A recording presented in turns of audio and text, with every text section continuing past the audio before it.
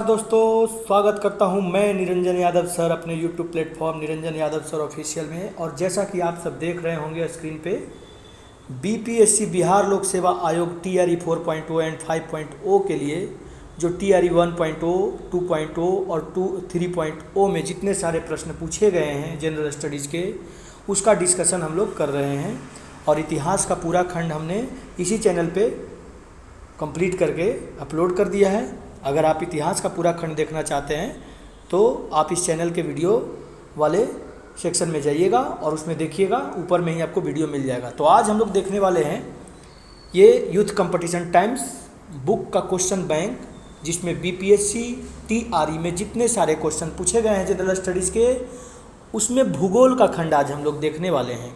और इस भूगोल के खंड में जितने सारे क्वेश्चन रहेंगे उन सारे प्रश्नों का हल और लाइन बाय लाइन पढ़ के एक्सप्लेन करने का मैं कोशिश करूंगा। उम्मीद है ये वीडियो आपको काफ़ी पसंद आएगी।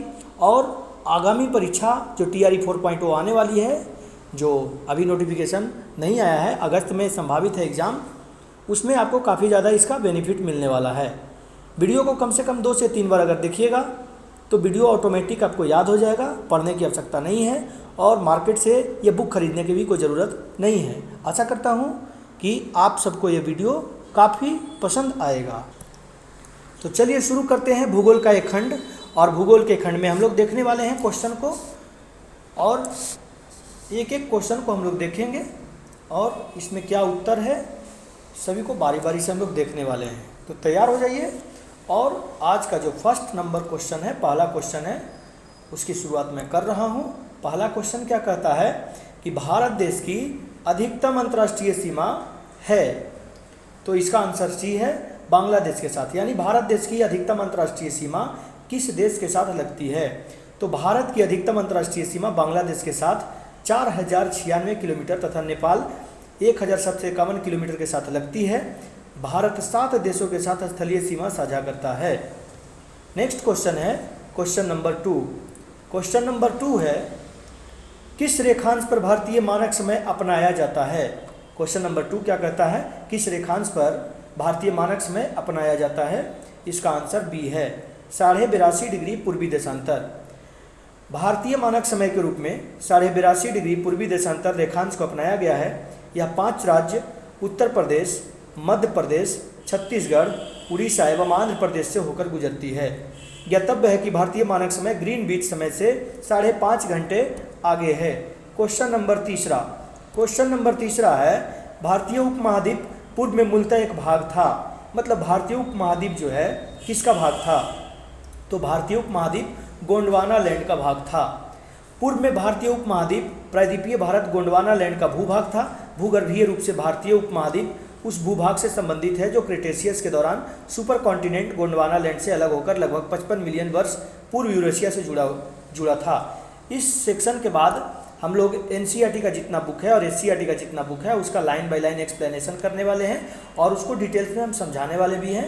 एकदम बढ़िया से उसका फिगर बना करके और पूरा चार्ट पेपर बना करके हम लाएंगे। आपको हर संभव प्रयास करेंगे अच्छे से एक्सप्लेन करने का।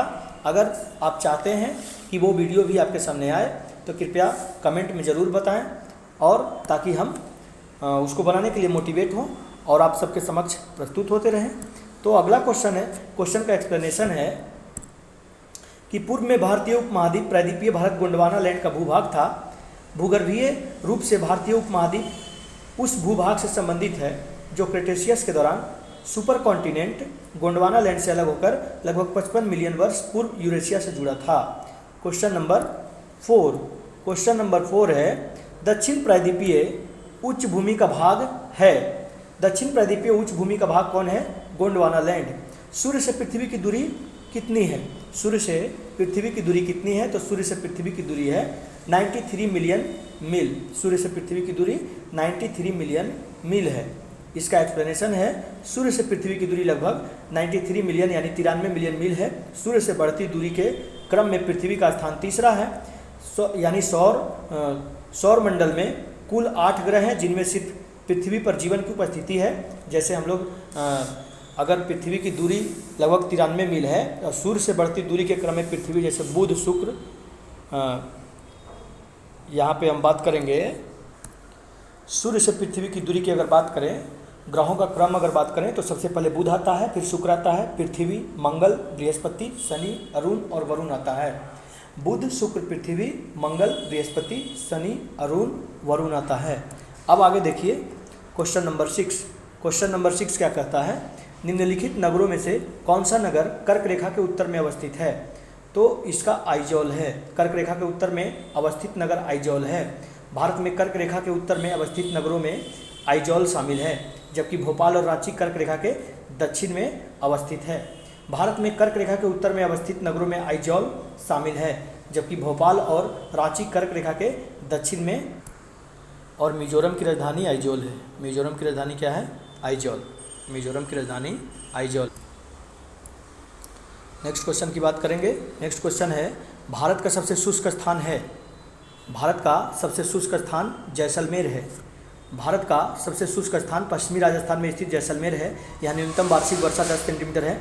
जैसलमेर में खूबसूरत बलुआ पत्थर पाए जाने के कारण स्वर्ण सिटी भी कहा जाता है जैसलमेर को। जैसलमेर को स्वर्ण सिटी के नाम से जाना जाता है क्योंकि वहाँ पे खूबसूरत बलुआ पत्थर पाए जाते हैं। नेक्स्ट क्वेश्चन की बात करेंगे। Question number 8। क्वेश्चन नंबर 8 क्या कहता है? क्वेश्चन नंबर 8 है, भारत के कितने राज्यों की समान सीमा कॉमन बॉर्डर पाकिस्तान एवं बांग्लादेश के साथ है? तो इसमें ई दे रहा है, भारत की सीमा 9 देशों से संलग्न है, जिनमें 7 देशों से स्थलीय एवं 2 देशों से समुद्री सीमाएं साझा होती है। पाकिस्तान की सीमा 5 राज्यों केंद्र शासित जम्मू कश्मीर, लद्दाख, पंजाब, राजस्थान और गुजरात से तथा बांग्लादेश की सीमा 5 राज्यों पश्चिम बंगाल, मेघालय, मिजोरम, त्रिपुरा और असम से मिलती है। बांग्लादेश की सीमा 5 राज्यों पश्चिम बंगाल, मेघालय, मिजोरम, त्रिपुरा और असम से मिलती है। भारत के किसी भी राज्य की सीमा पाकिस्तान एवं बांग्लादेश से साझा रूप से संलग्न नहीं है। क्वेश्चन नंबर 9 की बात करेंगे तो क्वेश्चन नंबर 9 क्या कहता है? क्वेश्चन नंबर 9 है, कर्क रेखा द्वारा सर्वाधिक क्षेत्र कौन सा आच्छादित होता है? तो मालवा का पठार, मालवा प्लेट्यू। कर्क रेखा द्वारा सर्वाधिक आच्छादित क्षेत्र मालवा के पठार है, क्योंकि कर्क रेखा इसके मध्य से होकर गुजरती है, जबकि कर्क रेखा रांची के पठार के उत्तरी हिस्से से और छोटा नागपुर पठार के दक्षिणी हिस्से से गुजरती है, इसलिए इनके कम क्षेत्रफल को आच्छादित करती है। क्वेश्चन नंबर 10 की बात करेंगे। क्वेश्चन नंबर 10 क्या कहता है कि उत्तराखंड का कौन सा जिला तिब्बत सीमा से नहीं लगा है? उत्तराखंड का कौन सा जिला तिब्बत सीमा से नहीं लगा है? उत्तराखंड का अल्मोड़ा जिला तिब्बत की सीमा से नहीं लगता है। अल्मोड़ा जिला उत्तराखंड के कुमाऊं प्रभाग का जिला है। इसका मुख्यालय अल्मोड़ा है। यह समुद्र तल से 1638 मीटर ऊंचा है। उत्तराखंड का अल्मोड़ा जिला तिब्बत की सीमा से नहीं लगता है। अल्मोड़ा जिला उत्तराखंड के कुमाऊं प्रभाग का जिला है। इसका मुख्यालय अल्मोड़ा ही है। यह समुद्र तल से 1638 मीटर ऊंचा है। क्वेश्चन नंबर 11 की बात करते हैं। तो क्वेश्चन नंबर 11 है, किस पठार पर कर्क रेखा तथा भारतीय मानक समय रेखा एक दूसरे को काटती है? किस पठार पर कर्क रेखा तथा भारतीय मानक समय रेखा एक दूसरे को काटती है? तो इसका आंसर होगा बी, बघेलखंड। बघेलखंड पठार पर कर्क रेखा तथा भारतीय मानक समय रेखा एक दूसरे को काटती है। बघेलखंड का क्षेत्र मध्य प्रदेश और छत्तीसगढ़ में फैला हुआ है। छत्तीसगढ़ के सूरजपुर जिले में स्थित महानदी के तट पर भैंसा मुंडा भारत का एकमात्र स्थान है जहां से कर्क रेखा तथा भारतीय मानक समय रेखा एक दूसरे से को काटते हैं। अब क्वेश्चन नंबर 12 की बात करते हैं। क्वेश्चन नंबर 12 क्या है? क्वेश्चन नंबर 12 है, भारत के कुल भूमि क्षेत्र में पर्वतों का हिस्सा है। तो भारत के कुल भूमि क्षेत्र में पर्वतों का हिस्सा 30% है। डायरेक्ट एनसीईआरटी का लाइन है। भारत के कुल भूमि क्षेत्र में पर्वतों का हिस्सा कितना है? 30%। तो भारत के कुल भूमि क्षेत्र में पर्वतों का हिस्सा 30% है। यह गंगा और यमुना जैसी कई महत्वपूर्ण नदी प्रणालियों को जन्म देते हैं जो हिमालय से निकलती है। भारत के कुल भूमि क्षेत्र में पर्वतों का हिस्सा 30% है। यह गंगा और यमुना जैसी कई महत्वपूर्ण नदी प्रणालियों को जन्म देती हैं जो हिमालय से निकलती है। Question number 13। क्वेश्चन नंबर 13 क्या कहता है? भौगोलिक क्षेत्रफल के अनुसार भारत की निम्नलिखित भौतिक फिजियोग्राफिक इकाइयों को आरोही क्रम में व्यवस्थित कीजिए। भौगोलिक क्षेत्रफल के अनुसार भारत की निम्नलिखित भौतिक फिजियोग्राफिक इकाइयों को आरोही क्रम में व्यवस्थित कीजिए। तो ये है, इसका आंसर होगा ई। तो इसमें क्या कहता है? ई में क्या बोलता है कि महान मैदान जो है वो 43.2% है। केंद्रीय उच्च भूमि 27.7% है। पहाड़ियाँ 18.5% है और ऊंचे पर्वत 10.6% है। क्वेश्चन नंबर 14 की बात करते हैं। केंद्रीय उच्च भूमि के संबंध में निम्नलिखित कथनों में से कौन सा सही है? केंद्रीय उच्च भूमि के संबंध में निम्नलिखित कथनों में से कौन सा सही है?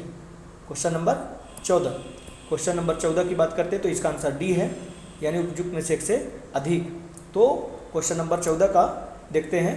केंद्रीय उच्च भूमि अरावली श्रेणी से घिरा हुआ है तथा इसका पश्चिमी भाग मालवा का पठार है। अरावली श्रेणी पालनपुर गुजरात से राजस्थान होकर दिल्ली तक लगभग 800 किलोमीटर लंबी कैम्ब्रियन युग की पर्वत श्रृंखला है। मालवा पठार के अधिकतर भागों को केंद्रीय उच्च भूमि की संज्ञा प्रदान की गई है। अब क्वेश्चन नंबर 15 की बात करते हैं। क्वेश्चन नंबर 15 कहता है कि भारत की सबसे ऊंची पर्वत श्रेणी किसे कहते हैं? भारत की सबसे ऊंची पर्वत श्रेणी किसे कहते हैं? तो केटू को कहते हैं। भारत का सर्वोच्च पर्वत शिखर गॉडविन ऑस्टिन केटू है। काराकोरम श्रेणी में स्थित इस शिखर की ऊंचाई 8611 मीटर है। यानी कि अगर आपसे पूछ दे कि भारत का सर्वोच्च पर्वत शिखर कौन है, तो गॉडविन ऑस्टिन, जिसको केटू के नाम से भी जाना जाता है। और ये जो केटू है वो कहाँ है? काराकोरम श्रेणी में स्थित है। इस शिखर की ऊंचाई 8611 मीटर है, जबकि भारत में स्थित हिमालय की सर्वोच्च चोटी कंचनजंगा है। सिक्किम के उत्तर पश्चिम भाग में नेपाल और भारत की सीमा पर स्थित कंचनजंगा दुनिया की तीसरी सबसे ऊंची पर्वत श्रेणी चोटी है। 8586 मीटर यानी 28,169 फीट की ऊंचाई वाली ये चोटी माउंट एवरेस्ट से महज 262 मीटर कम है। अब क्वेश्चन नंबर 16 की बात करते हैं। क्वेश्चन नंबर 16 क्या कहता है? भारत के पूर्वी घाट की सबसे ऊंची चोटी कौन है? भारत के पूर्वी घाट की सबसे ऊंची चोटी महेंद्रगिरी है। भारत के पूर्वी घाट की सबसे ऊंची चोटी महेंद्रगिरी है। तो दिए गए विकल्पों में पूर्वी घाटी की सबसे ऊंची चोटी है महेंद्रगिरी। यह चोटी उड़ीसा के गजपति जिले में अवस्थित है। यानी पूर्वी घाट की सबसे ऊंची चोटी उड़ीसा के गजपति जिले में अवस्थित है तथा इसकी ऊंचाई 1501 मीटर है। जबकि संपूर्ण पूर्वी घाट की सबसे ऊंची चोटी झिंदागिरा है। आंध्र प्रदेश के विशाखापट्टनम में अवस्थित इस पर्वत की ऊंचाई 1690 मीटर है। इसे सीताम्मा कोंडा और अमरा कोंडा नाम से भी जाना जाता है। क्वेश्चन नंबर 17 क्या कहता है? क्वेश्चन नंबर 17 की बात करें तो निम्नलिखित श्रेणियों को उत्तर से दक्षिण की ओर क्रम में व्यवस्थित कीजिए। अब उत्तर से दक्षिण की ओर क्रम में इसको व्यवस्थित करना है, तो 17 का आंसर क्या होगा? उत्तर से दक्षिण की ओर। 17 का सी देता है, यानी 3 4 1 2। अब 17 के सी में पर्वत श्रेणियों का उत्तर से दक्षिण की ओर क्रम निम्नवत है। उत्तर में जाइए तो काराकोरम है, लद्दाख है दूसरा नंबर में, तीसरा जास्कर है, पीरपंजाल। काराकोरम, लद्दाख, जास्कर, पीरपंजाल। काराकोरम, लद्दाख, जास्कर, पीरपंजाल। इस वाले भाग में काराकोरम, लद्दाख, जास्कर, पीरपंजाल। इस तरीके से उत्तर से दक्षिण में आएगा ये क्रम। अब हम बात करते हैं 18। अगर 18 नंबर क्वेश्चन की बात करें तो निम्न में से कौन सा दक्षिण से उत्तर की ओर हिमालय पर्वतमालाओं का सही क्रम है? अब दक्षिण से उत्तर की ओर जा रहे हैं तो उसको रिवर्स कर दीजिए दक्षिण से उत्तर की ओर। तो पहले आ जाएगा पीरपंजाल, दूसरा आ जाएगा जास्कर, तीसरा आ जाएगा लद्दाख और चौथा आ जाएगा Karakoram. Pir Panjal, Zanskar, Ladakh, Karakoram. Pir Panjal, Zanskar, Ladakh, Karakoram. Most important question, Pir Panjal, Zanskar, Ladakh, Karakoram. अब क्वेश्चन नंबर 19 की बात करते हैं। क्वेश्चन नंबर 19 क्या कहता है? क्वेश्चन नंबर 19 की बात करें तो मालनाड क्षेत्र का संबंध निम्नलिखित में से भारत के किस पठार से है? मालनाड क्षेत्र का संबंध भारत के किस पठार से है? कर्नाटक के पठार। मालनाड क्षेत्र का संबंध भारत के किस पठार से है? कर्नाटक का पठार। मालनाड क्षेत्र का संबंध भारत के कर्नाटक के पठार से है। यह पठार धारवाड़ पर्वतीय प्रणाली की ज्वालामुखी चट्टान और ग्रेनाइट से मिलकर बना है। इस पठार का नामकरण करनाड, जिसका अर्थ है काली मिट्टी की भूमि के नाम पर किया गया है। अब यहाँ पे बात करते हैं सतलुज और काली नदियों के बीच स्थित हिमालय के भाग को किस नाम से जाना जाता है? तो सतलुज और काली नदियों के बीच स्थित हिमालय के भाग को कुमाऊं हिमालय के नाम से जाना जाता है। कुमाऊं हिमालय सतलुज और काली नदी के बीच स्थित हिमालय का ही भाग है। कुमाऊं हिमालय सतलुज और काली नदी के बीच स्थित हिमालय का ही भाग है। इसका पश्चिमी भाग गढ़वाल हिमालय और पूर्वी भाग कुमाऊं हिमालय कहलाता है। यह पंजाब हिमालय से अधिक ऊंचा है। नंदा देवी, केदारनाथ, बद्रीनाथ आदि प्रमुख चोटियां इसी भाग में है। गंगा यमुना का उद्गम भी यहीं से होता है, कुमाऊं हिमालय से। नेक्स्ट क्वेश्चन की बात करें तो क्वेश्चन नंबर 21 अपवाह तंत्र प्रमुख घाटियां, प्रपात एवं झीलों से है। यहाँ पे क्या कहता है कि किनारे से मिलने वाली सबसे बड़ी सहायक नदी कौन सी है? किनारे से मिलने वाली सबसे बड़ी सहायक नदी सोन है। किनारे से मिलने वाली सबसे बड़ी सहायक नदी कौन है? सोन है। कहता है कि गंगा नदी के दक्षिणी किनारे से मिलने वाली सबसे बड़ी सहायक नदी सोन है। 780 किलोमीटर लंबाई है इसकी। गंगा की लंबाई 25 किलोमीटर यानी 2525 किलोमीटर है। गंगा की लंबाई 2525 किलोमीटर है और सोन की लंबाई 780 किलोमीटर है। यमुना की लंबाई 1376 किलोमीटर है। गंगा नदी में दाहिनी ओर से मिलने वाली भारत की सबसे लंबी नदी है गंगा। ब्रह्मपुत्रा मिलकर विश्व का सबसे बड़ा डेल्टा का निर्माण करती है। शांत घाटी किस राज्य में है, यानी कि जिसको हम साइलेंट वैली भी बोलते हैं, शांत घाटी किस राज्य में है? शांत घाटी केरला में है। केरल में शांत घाटी स्थित है। फूलों की घाटी उत्तराखंड में स्थित है, चमोली जिला में। कारगिल किस नदी के किनारे पर स्थित है? कारगिल किस नदी के किनारे पर स्थित है? अगर हम कारगिल की बात करें तो कारगिल किस नदी के किनारे पर स्थित है? कारगिल सुरु नदी के किनारे पर स्थित है। सुरु नदी सिंधु की सहायक नदी है। कारगिल सुरु नदी के किनारे पर स्थित है। सुरु नदी सिंधु की सहायक नदी है। अब बात करें क्वेश्चन नंबर 24। क्वेश्चन नंबर 24 कहता है किस नदी के किनारे को पश्चिम बंगाल सरकार टी पार्क के रूप में विकसित करने की योजना है? तो हुगली नदी। पश्चिम बंगाल सरकार हुगली नदी के किनारे को टी पार्क के रूप में विकसित करने की योजना बनाई है। नेक्स्ट क्वेश्चन की बात करें 25। बाल्टोरो हिमनद कहाँ अवस्थित है? बाल्टोरो हिमनद कहाँ अवस्थित है? बाल्टोरो हिमनद कहाँ अवस्थित है? तो बाल्टोरो जो हिमनद है वो अवस्थित है आपका, बाल्टोरो हिमनद हिमानी पाक अधिकृत कश्मीर के गिलगित बाल्टिस्तान क्षेत्र के बाल्टिस्तान उप क्षेत्र में काराकोरम पर्वतमाला में स्थित है। 63 किलोमीटर लंबाई में बाल्टोरो हिमनद ध्रुवीय क्षेत्रों के बाहर सबसे बड़े हिमनदों में से एक है। यह काराकोरम पर्वत श्रृंखला के हिस्से से होकर गुजरती है। काराकोरम एक विशाल पर्वत श्रृंखला है जिसका विस्तार पाकिस्तान, भारत और चीन के क्रमशः गिलगित बाल्टिस्तान, लद्दाख और सिंजियांग क्षेत्रों तक है। क्वेश्चन नंबर 26 की बात करते हैं। क्वेश्चन नंबर 26 कहता है कि सोन नदी का उत्पत्ति स्थल अमरकंटक कहाँ स्थित है? तो मैकाल श्रेणी में स्थित है। अमरकंटक एक पवित्र शहर व गंतव्य स्थल है जो मध्य प्रदेश के अनूपपुर जिले में मैकाल पर्वत श्रृंखला पर स्थित है, जो विंध्याचल और सतपुड़ा पर्वत श्रृंखला को जोड़ता है। अमरकंटक समुद्र तल से 1067 मीटर पर है। यहाँ से नर्मदा व सोन नदी निकलती है। अमरकंटक एक पवित्र शहर व गंतव्य स्थल है जो मध्य प्रदेश के अनूपपुर जिले में मैकाल पर्वत श्रृंखला पर स्थित है, जो विंध्याचल और सतपुड़ा पर्वत श्रृंखला को जोड़ता है। अमरकंटक समुद्र तल से 1067 मीटर पर है। यहाँ से नर्मदा व सोन नदी निकलती है। अब है next question, question number 27। Ganga नदी के तट पर स्थित शहर कौन है? गंगा नदी के तट पर स्थित शहर कौन है? तो प्रयागराज। गंगा नदी के तट पर स्थित प्रमुख शहर प्रयागराज है, कानपुर है, वाराणसी है, हरिद्वार है। गंगा का उद्गम गोमुख हिमालय में हुआ है, जो भारत की सबसे लंबी नदी है। 2525 किलोमीटर लंबाई है गंगा नदी की। इसका मुहाना बंगाल की खाड़ी में है। यह उत्तर प्रदेश के 28 जिलों से होकर बहती है। गंगा नदी उत्तर प्रदेश के 28 जिलों से होकर बहती है। गंगा नदी उत्तर प्रदेश के 28 जिलों से होकर बहती है। क्वेश्चन नंबर 28 की बात करेंगे। क्वेश्चन नंबर 28 क्या कहता है कि कौन सी नदी भारत और नेपाल के बीच सीमा बनाती है? कौन सी नदी भारत और नेपाल के बीच सीमा बनाती है? तो काली नदी। कौन सी नदी भारत और नेपाल के बीच सीमा बनाती है? काली नदी। काली नदी अथवा महाकाली नदी भारत और नेपाल के बीच सीमा बनाती है। 1916 में नेपाल और British Bharat east India company के बीच हस्ताक्षरित सुगौली बिहार में के संधि के तहत काली नदी को भारत के साथ नेपाल की पश्चिमी सीमा निर्धारित की गई थी। क्वेश्चन नंबर 29 की बात करेंगे। क्वेश्चन नंबर 29 क्या कहता है? क्वेश्चन नंबर 29 कहता है कि चाप झील ऑक्सबो झील पाई जाती है। चाप झील ऑक्सबो झील पाई जाती है तो ये पाया जाता है नदी घाटियों में, रिवर वैली में। चाप झील ऑक्सबो लेक इस तरीके से होता है, गाय के खुर जैसा होता है, इसीलिए इसको ऑक्सबो लेक बोला गया है। नदी घाटियों में पाई जाती है। अगर इसकी हम बात करें तो मैदानी भागों में प्रवेश करने के उपरांत नदी क्षैतिज अपर्दन के कारण कई घुमावदार मोड़ों से होकर प्रवाहित होती है। ये मोड़ नदी विसर्प कहे जाते हैं। इन घुमावदार मोड़ों के विस्तृत होने के उपरांत नदी अपने विसर्प को छोड़कर सीधे मार्ग से प्रवाहित होती है। इन विसर्पों में जल भर जाने से निर्मित झील को गोखुर या चापाकार झील कहते हैं। क्वेश्चन नंबर 30 की बात करेंगे। क्वेश्चन नंबर 30 क्या कहता है कि चिनाव नदी अंततः सिंधु नदी में कहाँ पर मिलती है? तो चिनाव नदी मिथनकोट में मिलती है। चिनाव नदी सिंधु की सबसे बड़ी सहायक नदी है। चिनाव नदी सिंधु की सबसे बड़ी सहायक नदी है।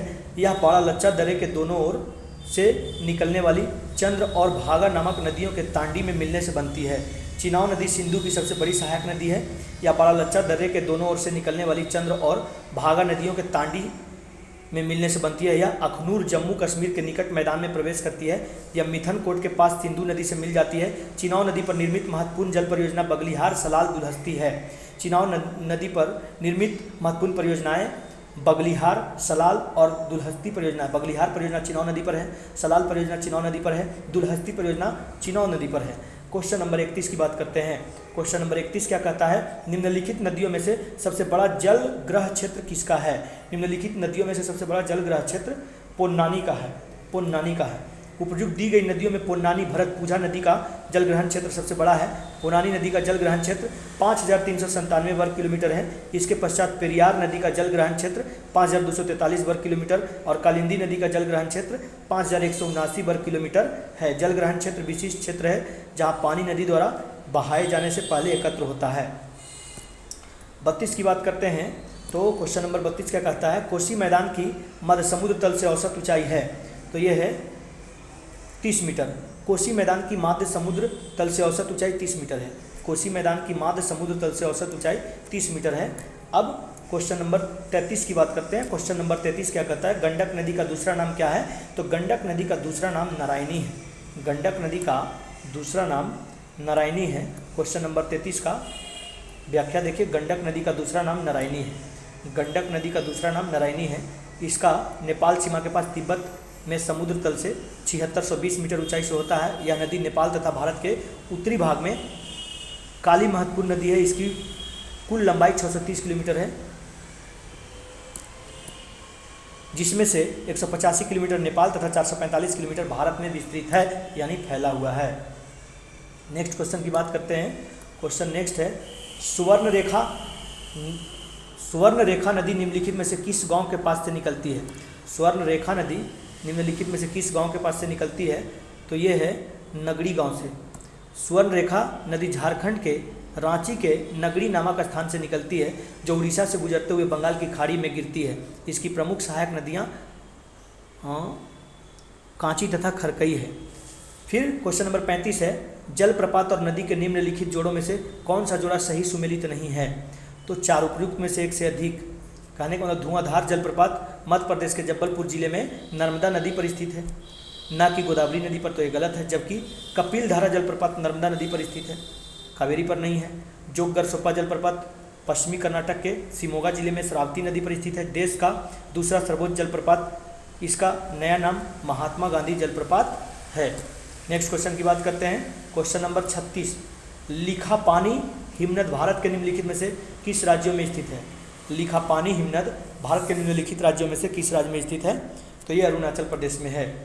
लेखापानी हिमनद अरुणाचल प्रदेश में स्थित लेखापानी दर्रे के पास स्थित है। यह हिमनद उच्च हिमालय में अरुणाचल प्रदेश और म्यांमार की सीमा पर स्थित है। ध्यातव्य है कि लेखापानी असम राज्य के तिनसुकिया जिले में स्थित एक नगर भी है, जो कि अपने चाय बागानों के लिए प्रसिद्ध है। अब बात करते हैं 37 की। क्वेश्चन नंबर 37 क्या कहता है कि निम्नलिखित में से कौन सी सहायक नदी ब्रह्मपुत्र से उत्तर दिशा से नहीं मिलती है, तो ये है उपयुक्त में से कोई नहीं। ब्रह्मपुत्र नदी हिमालय के उत्तर में तिब्बत के पठार पर स्थित मानसरोवर झील के पास से निकलती है और हिमालय के साथ साथ पूरब की ओर बहती है। यह 3 देशों चीन, भारत तथा बांग्लादेश से होकर प्रवाहित होती है। चीन के तिब्बत पठार पर इसे सांगपो नदी, अरुणाचल प्रदेश में इसे दिहांग नदी, असम में ब्रह्मपुत्र नदी तथा बांग्लादेश में जमुना नदी के नाम से जानी जाती है। दिबांग, लोहित, धनसिरी, कमेंग, मानस, तीस्ता तथा सुबनसिरी नदी ब्रह्मपुत्र से उत्तर दिशा में मिलने वाली सहायक नदी है। नेक्स्ट बात करते हैं क्वेश्चन नंबर 38, मानसून एवं वर्षा की बात कर देते हैं। क्वेश्चन नंबर 38, बाढ़ को रोकने के लिए सबसे उत्तम विधि क्या है। बाढ़ को रोकने के लिए सबसे उत्तम विधि वन रोपण है। बाढ़ रोकने की सबसे उत्तम विधि वन रोपण, वृक्षारोपण है। वृक्ष अपना जड़ों के माध्यम से बहुत सारा जल अवशोषित करने में सक्षम होते हैं। और आगे की बात करते हैं क्वेश्चन नंबर 39। क्वेश्चन नंबर 39 वाला देखते हैं, प्रति व्यक्ति प्रति वर्ष जल उपलब्धता के आधार पर भारत का विश्व में कौन सा स्थान है, तो 133वां स्थान है। विश्व संसाधन संस्थान के अनुसार प्रति व्यक्ति प्रति वर्ष जल उपलब्धता के मामले में भारत 164 देशों में 133वें स्थान पर है। देश में प्रति व्यक्ति प्रति वर्ष जल उपलब्धता मात्र 1544 क्यूबिक मीटर है, जो वैश्विक औसत 3000 क्यूबिक मीटर से काफ़ी कम है। क्वेश्चन नंबर 40 की बात करते हैं। क्वेश्चन नंबर 40 क्या कहता है, क्वेश्चन नंबर 40 है, निम्नलिखित में से कहाँ अक्टूबर और नवंबर के महीने में भारी वर्षा होती है, तो अक्टूबर और नवंबर के महीने में कोरोमंडल तट पर भारी वर्षा होती है। अक्टूबर और नवंबर के महीने में लौटते मानसूनी पवनों के द्वारा बंगाल की खाड़ी में से जल वाष्प ग्रहण करने के बाद तमिलनाडु के तटीय क्षेत्रों कोरोमंडल तट में वर्षा होती है, जबकि उत्तर भारत में शीत ऋतु में होने वाली वर्षा पश्चिमी विक्षोभ के कारण होती है, जो रबी की फसलों के लिए काफ़ी फायदेमंद होती है। क्वेश्चन नंबर 41 की बात करते हैं, शीत ऋतु में तमिलनाडु के तटीय क्षेत्रों में वर्षा होने का क्या कारण है। शीत ऋतु में तमिलनाडु के तटीय क्षेत्रों में वर्षा होने का क्या कारण है। 41 क्वेश्चन नंबर 41 में इसका आंसर देता है ये। तो लौटते हुए दक्षिणी पश्चिमी मानसून के कारण शीत ऋतु में तमिलनाडु में क्या होती है, वर्षा होती है। चलिए इसके व्याख्या को देखते हैं। व्याख्या नहीं दिया हुआ है, ऊपर में दिया हुआ था। अब क्वेश्चन नंबर 42 की बात करते हैं। सीजन में अधिकांश चक्रवातों की उत्पत्ति होती है। तो भारत में मानसून सीजन में अधिकांश चक्रवात 8 डिग्री से 15 डिग्री उत्तरी अक्षांश के मध्य पैदा होते हैं। बंगाल की खाड़ी में ज़्यादातर चक्रवात अक्टूबर नवंबर माह में बनते हैं। भारत में चक्रवातों का निर्माण अरब सागर से अधिक बंगाल की खाड़ी में होता है तथा ये चक्रवात अधिक खतरनाक होते हैं। क्वेश्चन नंबर 43 की बात करें तो हैदराबाद में दक्षिण पश्चिम मानसून की वापसी की समान तिथि क्या है। हैदराबाद में दक्षिण पश्चिम मानसून की वापसी की समान तिथि क्या है, तो ये है 15 अक्टूबर। दक्षिण पश्चिम मानसून एक प्रकार की मौसमी हवाएं हैं जो हिंद महासागर और अरब सागर की ओर से भारत के दक्षिण पश्चिम तट की ओर बढ़ते हुए भारत, पाकिस्तान व बांग्लादेश में जून से सितंबर के बीच बारिश कराती है। यह मानसून अक्टूबर या नवंबर माह के बीच वापस लौटता है, जिसे मानसून का निवर्तन कहा जाता है। हैदराबाद में दक्षिण पश्चिम मानसून की वापसी की समान तिथि 15 अक्टूबर है। तो दोस्तों पार्ट 1 का वीडियो हम यहीं पे अभी आज रहने देते हैं और इसके अगले पार्ट में इसके जितने भी क्वेश्चन और बचे हुए हैं पूरे क्वेश्चन को हम लोग डिस्कस कर लेंगे। और सेकंड वीडियो जब आएगा तो उसमें भूगोल का जितना खंड है टीआरई में पूछे जाने वाले प्रश्नों का समाकलन सारा हम लोग ख़त्म कर लेंगे। और जैसे जैसे आगे बढ़ते जाएंगे हम लोग और बहुत सारे बुक को लाने के प्रयास में हम लगे हुए हैं और अच्छे अच्छे कंटेंट को आपके सामने प्रस्तुत करते रहेंगे जो आपके टीआरई एग्ज़ाम में काफ़ी ज़्यादा फायदेमंद साबित होने वाले हैं। टीआरई हो एग्ज़ाम हो या दरोगा का एग्ज़ाम हो या फिर बिहार एसएससी का कोई भी बिहार से रिलेटेड या फिर स्टेट पीसीएस का एग्ज़ाम हो, जिसमें काफ़ी ज़्यादा फ़ायदा करने वाला ये वीडियो। और अगर आपको अच्छा लगे तो लाइक ज़रूर कीजिएगा और ज़्यादा अच्छा लगे तो थोड़ा सब्सक्राइब कर लीजिएगा ताकि मेरा मोटिवेशन बना हुआ रहे और हम आगे इसी प्रकार से आपको अलग अलग एग्ज़ाम्स के जितने सारे क्वेश्चन बैंक हैं और ज़रूरी कंटेंट हैं वो आपके सामने लाते रहें। तब तक के लिए धन्यवाद। पूरा वीडियो देखने के लिए आपका बहुत बहुत धन्यवाद। जय हिंद।